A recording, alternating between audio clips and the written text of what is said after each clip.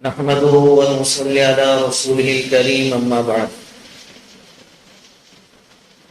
أعوذ بالله من الشيطان الرجيم بسم الله الرحمن الرحيم وذروا ظاهر الإثم وباطنه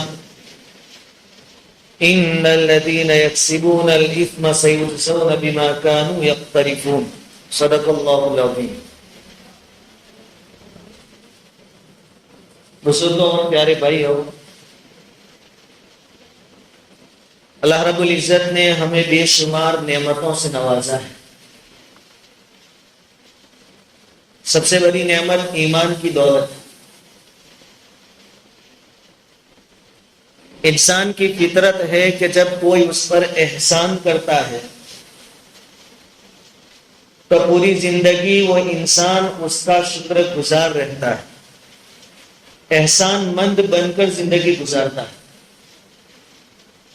تو اللہ رب العزت کی تو بے شمار احسانات ہمارے اوپر ہے، بے شمار نعمتیں ہم پر ہیں. فی الحال اللہ کی رحمت آسمان سے برس رہی ہے. ہمیں معلوم ہے کہ چند دن پہلے تک بارش نہیں تھی. بہت سارے علاقوں میں بارش کے لیے باقاعدہ صلاۃ الاستسقاء ادا کی گئی اور اللہ تعالیٰ سے رو دھو کر دعائیں مانگی گئی. اللہ کا شکر ہے کہ ہمارے یہاں یہ نعمت بھی برس رہی ہے اور بے شمار نعمتیں. وَإِن تَعُدُّوا نِعْمَتَ اللَّهِ لَا تُحْصُوهَا. اللہ تعالیٰ قرآن میں فرماتے ہیں کہ میری نعمتیں اتنی ہیں کہ تم سب مل کر اس کو گننا چاہو، ایک آدمی نہیں، سب مل کر گننا چاہو تو ابھی میری نعمتوں کو گن نہیں سکتے. جب اتنی زیادہ نعمتیں اللہ رب العزت کی ہے تو اس کا شکریہ یہ ہے کہ ہم ایسے پیارے اللہ کی نافرمانی نہ کریں، گناہ نہ کریں، شریعت کے خلاف کوئی کام ہم نہ کریں. میں نے آپ کے سامنے سورہ انعام کی ایک آیت کریمہ پڑھی جس میں اللہ رب العزت فرماتے ہیں وَذَرُوا ظَاهِرَ الْإِثْمِ وَبَاطِنَهُ. ظاہری اور باطنی گناہوں کو چھوڑ دو. ظاہری گناہ وہ گناہ ہے جو دوسروں کو نظر آئے، گالی بولنا، کسی پر ظلم کرنا، چوری کرنا، کسی کا حق مار لینا، غیبت کرنا، یہ ہمارے ظاہری اعضاء کے یہ گناہ ہے. اللہ تعالیٰ فرماتے ہیں کہ ان گناہوں کو بھی چھوڑ دو. وباطنا، اور چھپے گناہ جو ہے باطنی، ان گناہوں کو بھی چھوڑ دو. باطنی گناہ سے مراد علماء کرام فرماتے ہیں کہ دل کے گناہ، حسد ہے، بت سے ہے، کوئی ترقی کر رہا ہے، آگے بڑھ رہا ہے، اس سے جلن ہے. اللہ تعالیٰ فرماتے ہیں کہ ان گناہوں کو بھی چھوڑ دو. ان الذین یکسبون الاثم سیجزون بما کانوا یقترفون. یقیناً جو لوگ گناہ کرتے ہیں بہت جلد ان کو سزا دی جائے گی، عذاب دیا جائے گا. گناہ کا نقصان آخرت میں تو ہے ہی ہے، لیکن دنیا میں بھی گناہ کے نقصانات بہت ہیں. گناہ چاہے چھوٹا ہو یا بڑا ہو، بہرحال وہ گناہ ہے. آدمی یہ نہ دیکھے کہ میں گناہ جو کر رہا ہوں وہ چھوٹا ہے، بلکہ آدمی یہ سوچے کہ نافرمانی کس کی ہو رہی ہے؟ اللہ رب العزت کی نافرمانی ہو رہی ہے. اس اینگل سے اگر کوئی آدمی سوچے تو پھر کوئی گناہ چھوٹا نہیں. نبی کریم صلی اللہ علیہ وسلم نے حضرت عائشہ رضی اللہ تعالیٰ عنہ سے فرمایا کہ عائشہ چھوٹے چھوٹے گناہوں سے بھی بچو، کیونکہ اللہ رب العزت قیامت کے دن ان چھوٹے چھوٹے گناہوں کے بارے میں بھی سوال کریں گے. ہاں، اللہ تعالیٰ جس کو معاف کر دے وہ الگ بات ہے، لیکن قاعدہ یہ ہے کہ اللہ رب العزت چھوٹے گناہوں کے بارے میں بھی فکر فرمائیں گے. حضرت انس بن مالک رضی اللہ تعالیٰ عنہ مشہور صحابی، جلیل القدر صحابی، صحابہ کرام کے بعد کا جو دور ہے وہ تابعین کا دور ہے.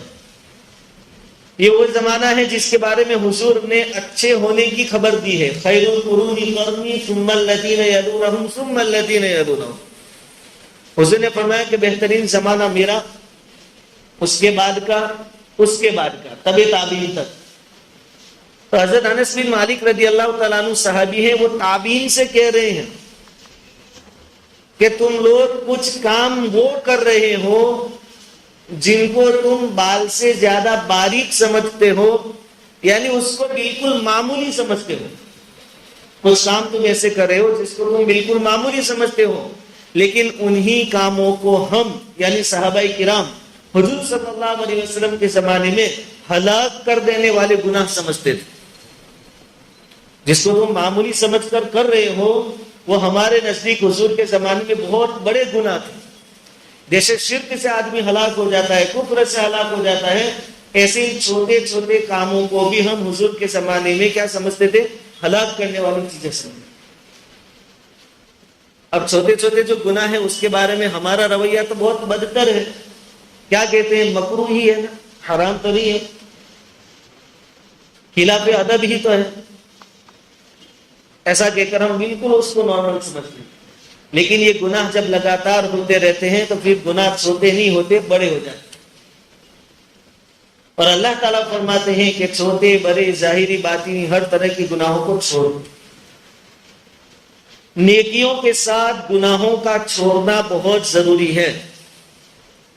آدمی 5 وقت نماز پڑھتا ہے، روزے رکھتا ہے، زکوٰۃ بھی وقت پر نکالتا ہے، کچھ تسبیح ذکر وغیرہ بھی کر لیتا ہے، قرآن پاک کی تلاوت بھی اللہ کی توفیق سے کر لیتا ہے، یہ سب نیکیاں ہیں، صدقہ خیرات کرتا ہے، لیکن ساتھ میں گناہ سے نہیں بچتا.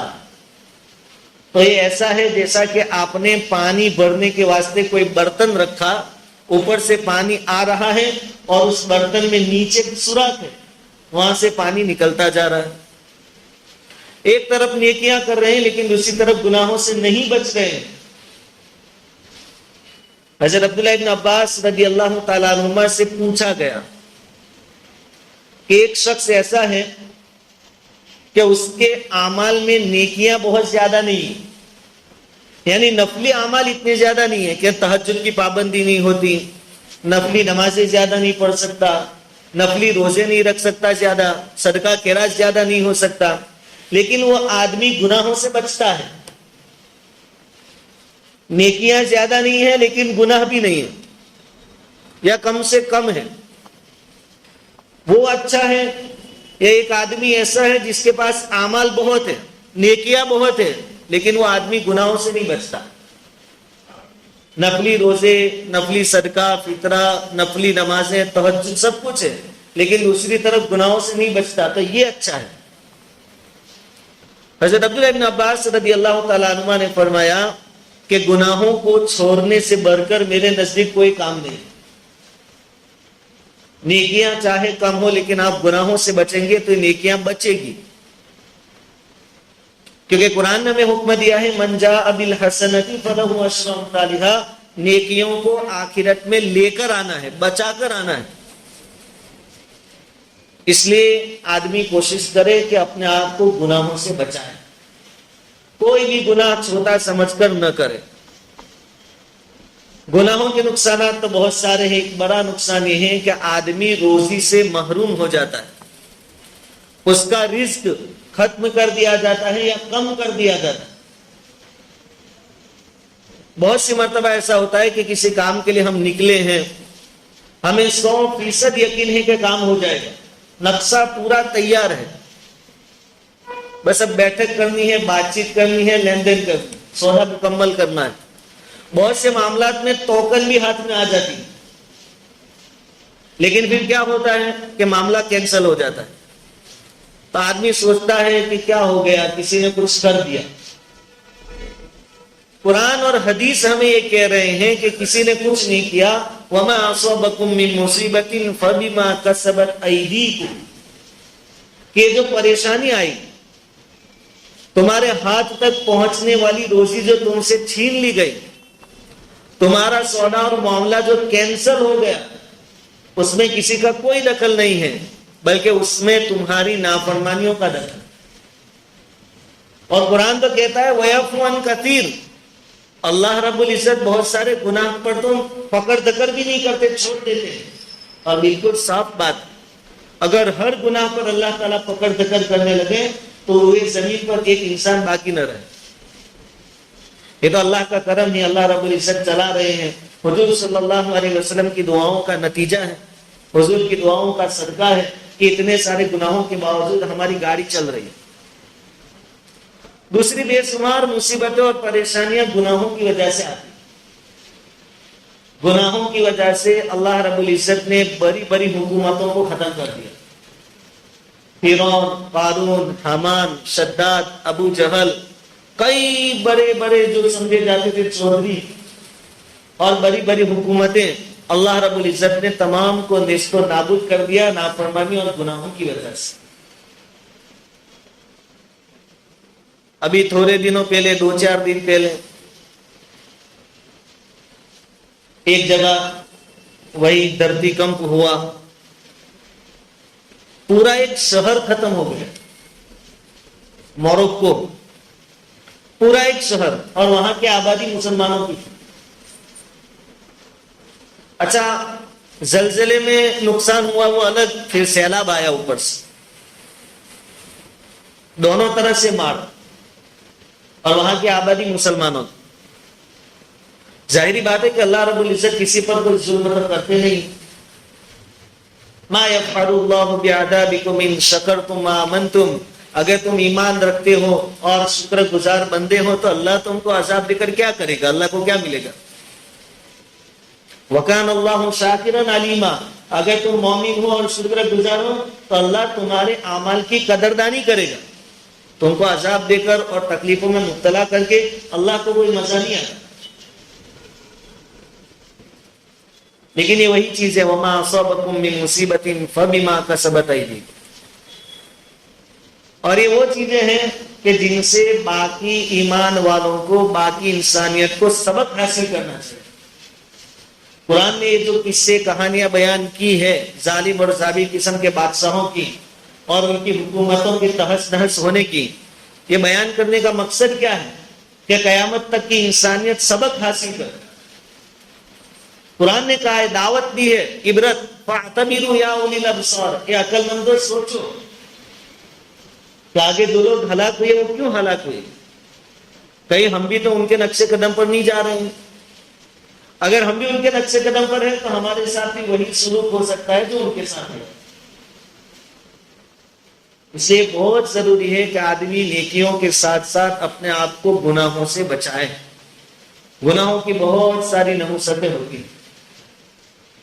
ایک حدیث ہے، نبی کریم صلی اللہ علیہ وسلم نے مہاجرین کی جماعت کو مخاطب کر کے فرمایا، اے مہاجرین کی جماعت، 5 گناہ ایسے ہیں کہ اگر تم ان گناہوں میں مبتلا ہوئے، اور حضور نے ساتھ میں دعا بھی فرما دی کہ اللہ نہ کرے کہ تم اس میں مبتلا ہو، اللہ نہ کرے، تو 5 قسم کے گناہ میں مبتلا ہوں گے تو 5 قسم کے عذابات آئیں گے. پہلا گناہ، جب بے شرمی اور بے حیائی عام ہو جائے گی، ننگا پن عام ہو جائے گا، شرم و حیا بالائے طاق رکھ دی جائے گی، اللہ رب العزت کی طرف سے طاعون اور طرح طرح کی بیماریاں وجود میں آئے گی. اور حضور نے حدیث میں فرما دیا کہ ایسی ایسی بیماریاں آئے گی کہ تم میں سے اگلے لوگوں نے ان بیماریوں کے نام بھی نہیں سنے ہوں گے. اور اس کا تجربہ ہم کورونا سے کرتے آ رہے ہیں. ایسی ایسی بیماریاں کہ جن کا نام ہمارے باپ داداؤں نے نہیں سنا تھا. بے شرمی اور بے حیائی عام ہوگی تو بیماریاں عام ہوگی. اگر تم ناپتول میں کمی کرو گے تو قحط سالی میں مبتلا ہو جاؤ، محنت و مشقت کرنی پڑے گی، اور آگے فرمایا کہ بادشاہ کے ظلم کے شکار ہو جاؤ، بادشاہ ظالم بن جائے گا. آج کے دور کے ساتھ، ہماری بیماریوں کے ساتھ، ہمارے گناہوں کے ساتھ اس کا موازنہ کرے، کمپیئر کرے کہ یہ بیماریاں ہم میں ہے کہ نہیں. اگر تم زکات روک لو گے تو آسمان سے بارش بند ہو جائے، آسمان سے بارش بند. اور آگے فرمایا حضور صلی اللہ علیہ وسلم نے کہ اگر یہ گونگے جانور نہ ہوتے تو ایک قطرہ بارش آسمان سے نہ گرتی. یہ تھوڑی بہت جو بارش ہوگی وہ جانوروں کی بدولت، کیونکہ ان کا تو کوئی قصور نہیں۔ زکوٰۃ روکو گے بارش روک دی جائے گی، اللہ اور اس کے رسول کے عہد کو توڑو گے۔ ہم نے اطاعت کا عہد کیا ہے اللہ تعالیٰ سے، مومن بنے رہنے کا وعدہ کر کے آئے ہیں۔ اللہ تعالیٰ نے پوچھا تھا الستُ بربکم، کیا میں تمہارا رب نہیں؟ تو سب نے کہا تھا، سب کی روحوں نے کہا تھا بلا، کیوں نہیں، آپ ہمارے رب۔ عہد کرنے کے بعد تم عہد کو توڑ دو گے تو اللہ کے نبی صلی اللہ علیہ وسلم نے فرمایا کہ اللہ تم پر غیر کو مسلط کر دے گا، غیر کو مسلط کر دے گا۔ یہ چیزیں ہمارے سامنے ہیں۔ اور پانچویں چیز نبی کریم صلی اللہ علیہ وسلم نے ارشاد فرمائی کہ جب اللہ کی شریعت کو چھوڑ کر فیصلے کیے جائیں گے حاکموں کی طرف سے، مقتداؤں کی طرف سے، تو اللہ تعالیٰ آپس کی کھانا جنگی میں مبتلا کر دیں گے، آپس میں لڑائیاں بہت ہوگی، پھر یہ بند نہیں ہوگی، ہر گناہ کی کوئی نہ کوئی بری نہ ہو سکے، حتیٰ کہ بستی میں نیک لوگ موجود ہوں،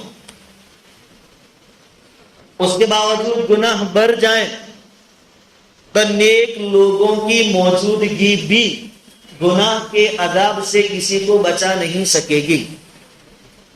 چاہے بستی میں تہجد گزار لوگ موجود ہوں، نماز روزے کے پابند لوگ موجود ہوں، شریعت کے پابند لوگ موجود ہوں، لیکن اگر گناہ بڑھ گئے تو ان کی نیکیاں بھی کسی کو عذاب سے نہیں بچائے گی، بلکہ ان کو بھی دوسرے گنہگاروں کے ساتھ ہلاک کر دیا جائے گا۔ ہاں، پھر آخرت میں اعمال کے حساب سے اٹھایا جائے گا۔ حضرت زینب بنت جحش رضی اللہ تعالیٰ عنہ فرماتی ہیں کہ ایک مرتبہ نبی کریم صلی اللہ علیہ وسلم گھر پر تشریف لائے، گھبرائے ہوئے تھے، آپ نے کہا لا الہ الا اللہ ویل للعرب من شر فتنۃ قد اقترب، عرب کے لیے ہلاکت ہے اس فتنے سے جو قریب آ چکا۔ پھر حضور صلی اللہ علیہ وسلم نے فرمایا کہ ذوالقرنین نے یاجوج اور ماجوج کو روکنے کے واسطے جو دیوار بنائی تھی، حضور صلی اللہ علیہ وسلم نے انگلی سے اشارہ کیا کہ اس دیوار میں اتنا سوراخ ہو گیا۔ یہ حضور اپنے زمانے میں کہہ رہے ہیں، فرما رہے ہیں، 1450 سال پہلے حضور نے اشارہ کر کے بتایا ویل للعرب، عرب کے لیے ہلاکت قریب ہے، یاجوج ماجوج کی دیوار میں اتنا سوراخ ہو چکا۔ حضور صلی اللہ علیہ وسلم فرماتے تو حضرت زینب بنت جحش رضی اللہ تعالیٰ عنہ ٹینشن میں آ گئی، کہنے لگی کہ حضور، یعنی ان کو ایسا تھا کہ ابھی تک حضور ہمارے درمیان موجود ہے، صحابہ کرام کی ایک جماعت موجود ہے، تو کیا اتنی جلدی قیامت آ سکتی ہے، یا ان سارے نیک لوگوں کی موجودگی میں اللہ کا عذاب آ سکتا ہے؟ حضرت زینب بنت جحش رضی اللہ تعالیٰ عنہ نے سوال کر لیا کہ حضور، کیا نیک لوگوں کے ہوتے ہوئے بھی ہم کو ہلاک کیا جا سکتا ہے؟ حضور صلی اللہ علیہ وسلم نے فرمایا کہ ہاں، اذا کثر الخبث، او کما قال علیہ الصلوۃ والسلام، جب خباثت، گناہ، بے حیائی، ننگاپن، بے پردگی بڑھ جائے گی تو نیک لوگوں کے ہوتے ہوئے بھی اللہ کا عذاب آئے گا، نیک لوگ بھی، بچانے کی بات تو دور، دوسروں کو عذاب سے، خود بھی عذاب سے بچ نہیں پائیں گے۔ اس لیے آدمی کا خود بھی گناہوں سے بچنا بہت ضروری، اور ہماری پیدائشی ذمہ داری ہے امر بالمعروف نہی عن المنکر، لوگوں کو بھلی باتوں کا حکم کرنا، ترغیب دینا، اور لوگوں کو گناہوں اور بری باتوں سے روکنا۔ ہر آدمی سوچے کہ میں یہ ذمہ داری کتنی پوری کر رہا ہوں، میں اپنے اولاد کو گناہوں سے روک رہا ہوں۔ ایک دو بار کہہ کر بیٹھ نہ جائے۔ نوح علیہ السلام 950 سال تک اپنی قوم کو سمجھاتے رہے، انہیں ان کا بیٹا بھی تو تھا، کئی مرتبہ سمجھا، گناہ سے بچے، اور گناہ سے بچنا ضروری، اور کہیں ایسا نہ ہو کہ کوئی غلط طریقہ ہم رائج کریں، کوئی گناہ ہم کو دیکھ کر لوگ کرنے والے بنے، اس لیے کہ کوئی غلط طریقہ ہم نے چالو کیا، رائج کیا، اور پھر لوگ اس پر عمل کرتے رہے، تو جب تک وہ کرتے رہیں گے ان کا گناہ بھی ہمارے اندر آتا رہے گا، ہمارے اعمال نامے میں وہ گناہ بھی لکھا جائے گا۔ حضور صلی اللہ علیہ وسلم نے فرمایا کہ دنیا میں جب بھی کسی کا ناحق خون ہوگا नाहक कत्ल होगा, उसका गुनाह आदम के बेटे काबिल को भी होगा, क्योंकि इस जमीन पर, इस धरती पर सबसे पहले खून जो किया है आदम अलैहिस्सलाम के बेटे काबिल ने अपने भाई हाबिल का किया है। तो कयामत तक जितने खून होंगे, जितने कत्ल होंगे नाहक, तो वो करने वाले को गुनाह तो होगा ही होगा, लेकिन साथ में जिसने खून का और कत्ल का तरीका राइज किया, काबिल आदम अलैहिस्सलाम का बेटा, उसको भी उसका गुनाह हो। अब हम कोई ऐसी फैशन लेकर आ गए जो शरीयत के खिलाफ, या हमने कोई ऐसा तरीका बर्थडे वगैरह का चालू कर दिया और फिर वो तरीका हमारे समाज में, हमारे खानदान में चालू हो गया, फिर चाहे हमने बंद कर दिया, हम रुक गए, लेकिन वो करते रहे करते रहे करते रहे, तो वो गुनाह भी हमारे वहां ट्रांसफर होता रहे। और आज के दौर में बिल्कुल समझ में आने वाली बात कि उसको भी गुनाह हो और इसको भी गुनाह हो। आपके मोबाइल में कोई फाइल है, आप दूसरे को देंगे तो आपके मोबाइल से चली नहीं जाएगी, आपके पास भी रहेगी और उसके पास भी कॉपी होगी, पेस्ट होगी, गुनाह उसको भी होगा, तुमको भी होता रहेगा। इसलिए कोई ऐसा तरीका इख्तियार न करे जिससे गुनाह जारिया शुरू, कि हम मरकर कब्र में चले जाए फिर भी गुनाह हमारा जारी रहे। इन चीजों का ख्याल रखें। आखिर में मुख्तसरन 2 मसले बयान करने हैं। एक मसला है नमाजी के आगे से गुजरने के बारे में, कि नमाज में पहली सफ वाले जो हैं, दूसरी सफ वाले, वो तो पहले से मौजूद होते हैं, इमाम के साथ सलाम फेरते हैं। अब नमाज के बाद उनको बाहर निकलना होता है। अब पीछे लोग नमाज पढ़ रहे हैं तो अक्सर लोग इसका ध्यान नहीं रखते, सामने से गुजर जाते हैं। बहुत बड़ा गुनाह, बहुत बड़ा गुनाह। हदीस का मफ़हूम है, हुजूर सल्लल्लाहु अलैहि वसल्लम का फरमान है कि अगर आदमी को मालूम हो जाए कि नमाजी के आगे से गुजरने का गुनाह कितना बड़ा है, तो 40 सालों तक वहां बैठे रहना पसंद करेगा, लेकिन गुजरना गवारा नहीं करेगा। इतना बड़ा गुनाह। अच्छा, गुजरते वक्त क्या होता है कि वो नमाजी के आगे जो आदमी बैठा है वो यूं हाथ रख देता है, और फिर वो आदमी बिंदास गुजर जाता है कि उसने हाथ रखा था। ऐसा हाथ रखना काफी नहीं है। ऐसा हाथ, ये हाथ आपको रखना है यूं सीधा, यहां तक का, नमाजी के आगे यूं सीधा रखना है। जो आदमी बैठा है वो हाथ कैसा रखेगा, यूं, और एक हाथ पीछे के एक नमाजी के लिए काफी होगा। इधर अगर 2-3 हैं तो फिर उनके लिए काफी नहीं होगा। बात समझते हैं? तो हाथ रखे, एक आध नमाजी, एक आध गैब है और आदमी को यहां से गुजरना है तो बैठा हुआ आदमी हाथ रखे, लेकिन ऐसा न रखे और ऐसा न रखे, बल्कि यूं खड़ा रखे। क्योंकि सुतरा जो होता है नमाजी के आगे रखने का जो हुक्म है वो सीधा होना चाहिए और इतना होना चाहिए। इसलिए हाथ यूं सीधा रखे तो आदमी गुजर सकता है, जबकि दूसरे नमाजी ना हो। एक बात तो ये। और अगर कोई हाथ नहीं रखता तो गुजरने वाले के लिए गुजरना जायज नहीं। एक दुआ, खाने की दुआ तो हम पढ़ते हैं, अक्सर लोगों की जुबान से क्या सुनते हैं दुआ में, बिस्मिल्लाही वाला वाला बरकत इल्ला। ऐसी कोई दुआ है ही नहीं। वाला बरकत इल्ला, बिल्कुल दुआ बिगाड़। बिस्मिल्लाही वाला नहीं है, वो है वो आला। अब हम समझते हैं कि मैं तो खाने से पहले दुआ पढ़ता हूं, लेकिन स्पेलिंग इतने गलत है कि तर्जमा पूरा बिगड़ जाता है। बिस्मिल्लाही वो आला, वो आला, बरकत इल्ला है ही नहीं, बरकतिल्लाह जॉइंट है। बरकत अलग, इल्ला अलग नहीं है। बरकतिल्लाह छेले अल्लाह का नाम है, वो इल्ला नहीं है, वो अल्लाह है। तो इसको जरा आदमी सुधार दे। अल्लाह रब्बुल इज्जत की सुनी बातों पर अमल की तौफीक दे।